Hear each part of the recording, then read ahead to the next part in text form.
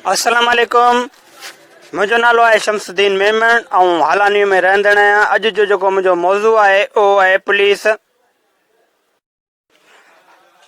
वॾेरनि ऐं जागीरदारनि ऐं सियासी कारकुननि ऐं सियासी नुमाइंदनि जे चवण ते आख़िर ग़रीबनि खे छो ॿधंदी ऐं छॾींदी आहे ऐं कुझु पैसा वठी छॾींदे केॾी महिल वॾेरे जो को मफ़ाद हूंदो उहो हासिलु करण खां पोइ हुनखे आज़ादु कयो वेंदो आहे।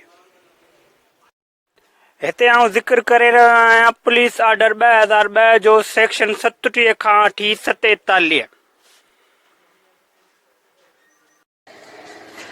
हिन कानून मूजिबि पुलिस खे मुनज़म ऐं कंट्रोल करण लाइ पुलिस ऑर्डर 2002 ठाहियो वियो आहे, जंहिंमें पुलिस जी ज़िम्मेदारियूं ऐं फ़राइज़ बयानु कया विया आहिनि। हिन में पुलिस जी तश्कील ऐं तंज़ीम जो तरीक़ो ज़िले पुलिस जो नाज़िम सां तइल्लुक़ बि बयानु कयो आहे। किसा मुख़्तसर करियूं था त अचूं था पुलिस ऑर्डर 2002 जे बाब 5 जेको शुरू थिए थो सेक्शन 37 खां 47।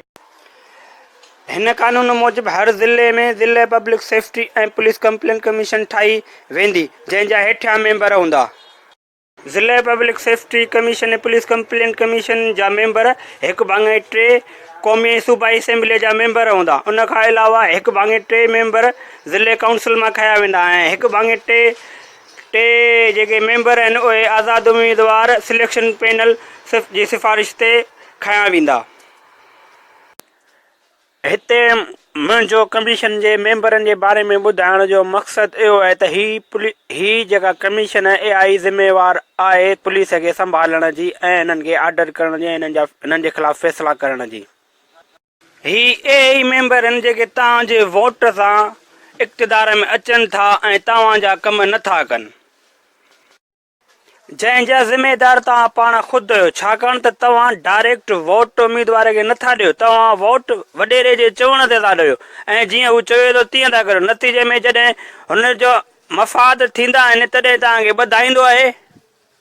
क़ौमी असेंबली ऐं सूबाई असेंबली ऐं काउंसिल जा मेंबर हिननि जे अॻियां इन ई करे बेवस आहिनि। हिननि जो चवणु मञणु हुननि लाइ शर्त थियो वञे, छाकाणि त तव्हां वोट वॾेरे जे चवण ते ॾियो था। इन करे हुनजा ज़िम्मेवार बि तव्हां ई आहियो। महिरबानी।